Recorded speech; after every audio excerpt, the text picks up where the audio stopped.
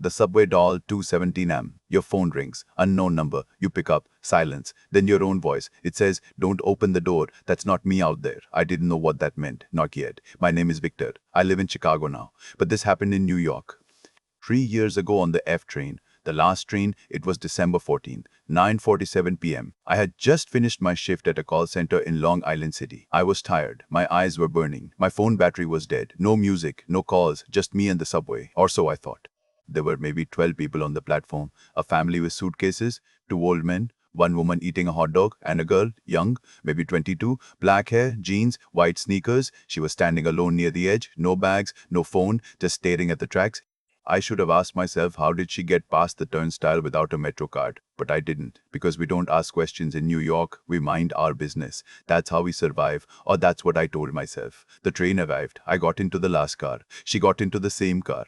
I She sat 3 seats away, no eye contact, no smile, just her and the window, or so I thought. Then the train moved, dark tunnels, flickering lights, the kind of lights that make you question if you're awake or dreaming. And I felt it. Someone was looking at me, not just looking, studying. I turned.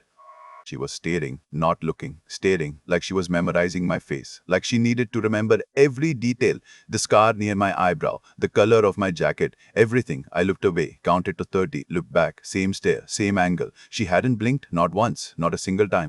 Her eyes were dry. Too dry, like they hadn't produced tears in years. I changed seats, moved to the other end of the car. Now there were 3 people between us. An old man reading a newspaper, a woman with a sleeping child, a teenager with headphones. Safe, I thought. People between us means safety. That's how crowds work. That's how the world works. Then the teenager took off his headphones. His face went pale, like he had seen something that didn't make sense. He leaned toward me and whispered, "Mister, that girl is still looking at you." I turned around slowly. Part of me didn't want to. Part of me already knew what I would see. She was standing now, not sitting, standing. Her body faced the door. But her eyes were turned toward me, all the way to the side. A human neck does not turn that far. A human eye cannot point that direction without breaking something. But her eyes didn't break. They just looked. The train stopped at J Street. The doors opened. She stepped off, but she didn't walk. She just stepped and stopped, standing on the platform, facing the train, still looking at me through the glass, still not blinking. The doors closed. The train started moving. I watched her through the window. She was still standing there. Then she smiled, slow, like her face was remembering how. Like she hadn't smiled in a very long time. And then she waved, one finger, just the index finger, a small wave, almost gentle. I should have been scared. I was just confused. That was my first mistake. I reached Queens Plaza at 10:44 p.m., got off. The platform was empty now. Everyone else had disappeared into the night. But on the last bench near the exit, there was a doll. Small cloth doll, old, dirty. The fabric was faded. The stitching was coming apart in some places. One eye missing. The other eye was a black button, the kind you find on an old winter coat. The doll was wearing a small white dress and white sneakers, just like the girl on the train. I stopped walking. My feet wouldn't move. I stood there for almost 30 seconds just looking at it. Something was wrong. Not scary. Wrong. Like a math problem that doesn't add up, but you can't find the error. I bent down. Something was taped to the doll's back. A small piece of paper, folded twice. I unfolded it. One sentence, handwritten, in red ink. The ink was fresh. I could smell it. "You are next." I laughed, a loud laugh. The kind of laugh that echoes on an empty platform. A prank, I told myself. Someone saw me on the subway. Someone followed me. That's all it is. But here's what I didn't say out loud. My hands were shaking. And the doll's missing eye socket looked wet. Like something had been crying from it recently. I left the doll on the bench. I didn't touch it. I walked away fast, almost running, but I could feel it behind me, watching. Even though dolls don't have eyes, even though dolls don't have thoughts, I reached my Brooklyn apartment at 11:15 p.m., locked the door, put the chain on, checked the windows, then checked them again. I sat on my bed and just breathed for 10 minutes. At 1 a.m., I finally slept. At 3:17 a.m., I woke up. No sound, no light, just awake, like someone had snapped their fingers next to my ear. The curtain was moving.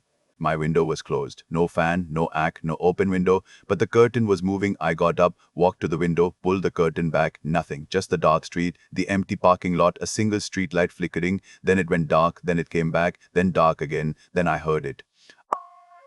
A small scratch behind me from my closet. I always close my closet door before sleeping. Always. It's a rule I never break, but it was open. 3 inches, just a crack, and something was moving inside. Not loud, not fast, just shifting, like something was trying to find a comfortable position. I walked slowly, My hand was shaking when I reached for the handle. I pulled the door open. Nothing. Just my clothes, my shoes, my old bags from college. Everything normal. But on the top shelf, something was placed. A small white sneaker. One sneaker. Just like the girls. Just like the dolls. Brand new, clean, no dust, no dirt, like someone had just taken it off and put it there. I did not own white sneakers. I have never owned white sneakers. I don't like white sneakers. I didn't sleep that night. I didn't sleep that night. I sat on my bed with all the lights on until morning. I watched the closet, I watched the window, I watched the door, nothing moved, but I felt watched. First thing in the morning, I called my friend Marcus. Marcus doesn't believe in anything. Ghosts? He laughs. Black magic? He yawns.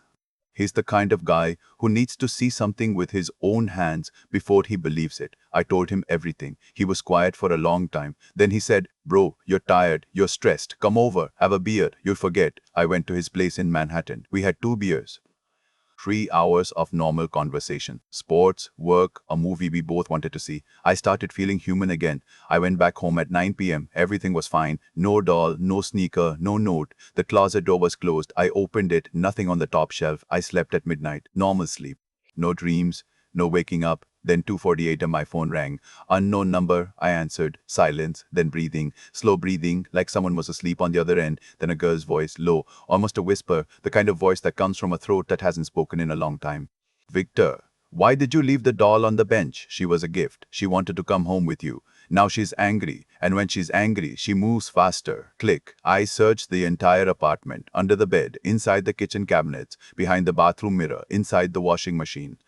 Every drawer, every corner, nothing. At 4 a.m. I was exhausted. I closed my eyes, just for a second. I told myself I would keep the lights on. I told myself I would stay awake, but my body gave up. When I opened my eyes, it was 6:77 a.m. Morning light was coming through the window.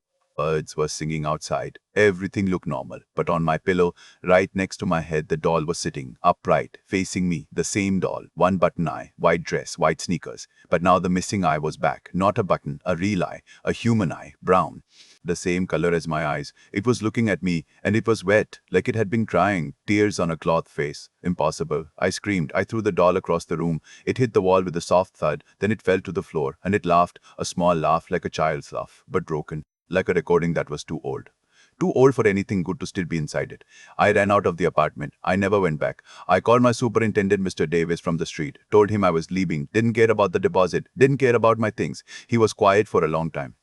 Then he said, "The girl in the subway, did she have black hair and white sneakers?" My heart stopped. "How do you know that? Come to my office. I need to show you something." I went to his basement office. The room smelled like old newspapers and dust. He pulled out a yellowed newspaper from a locked drawer, dated March 12, 2019. The headline said, "Girl pushed onto subway tracks at J Street, police suspect homicide." The photo, the same girl, black hair, white sneakers, same face I had seen on the train. Her name was Mia, 22 years old.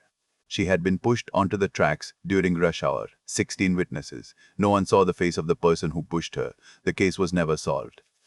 Mr. Davis said the doll was found in her backpack. The police returned it to her family. They lived in Philadelphia. They threw it away. But it always comes back to whoever saw her last. I said, "I didn't see her die. I just saw her on the train. One stop. That's all. I didn't even talk to her." Mr. Davis looked at me. His eyes were tired, like he had told this story before.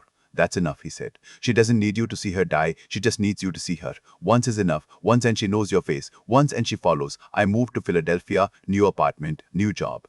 New phone number. I thought being in her hometown was a bad idea, so I stayed away from the suburbs. I stayed in Center City. Busy streets. Lots of people. For 3 weeks, nothing happened. No doll, no calls, no white sneakers. I started to breathe again. I started to believe it was over. Then one night I came home from work. My apartment door was unlocked. I never leave it unlocked. I always check. Twice, 3 times. I walked in. The lights were off. I turned them on. Everything looked normal. I went to the bathroom to wash my face. I looked in the mirror. And on the counter behind me, reflected in the glass, the doll was sitting. White dress, brown human eye, and now it had my smile. I don't know how to explain that, but the doll's mouth was curved, exactly like my smile. Same shape, same angle, same slight tilt to the left. Like it had been watching me smile and learning how to do it, like it was becoming me. I did not touch it. I walked backwards out of the apartment, slowly, never turning my back to it. I slept in my car that night. The next morning I went back. The doll was gone, but on my bed there was a new note.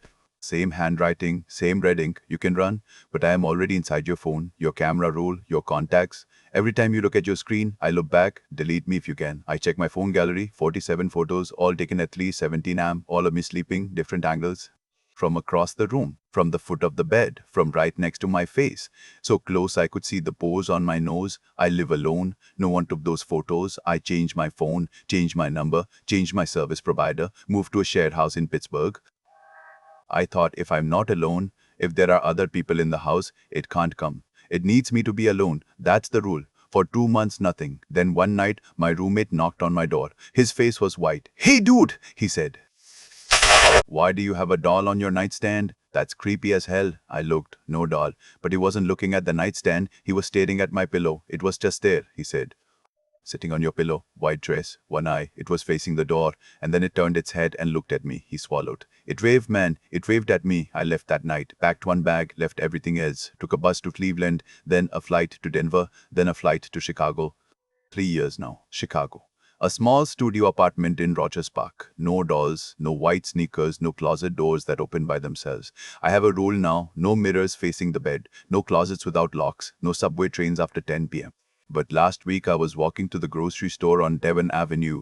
A woman passed me, black hair, jeans, white sneakers, brand new white sneakers. She did not look at me. She just walked past like any other person on any other day. But when I came back home, my apartment door was unlocked again. And on my bed, the doll was sitting.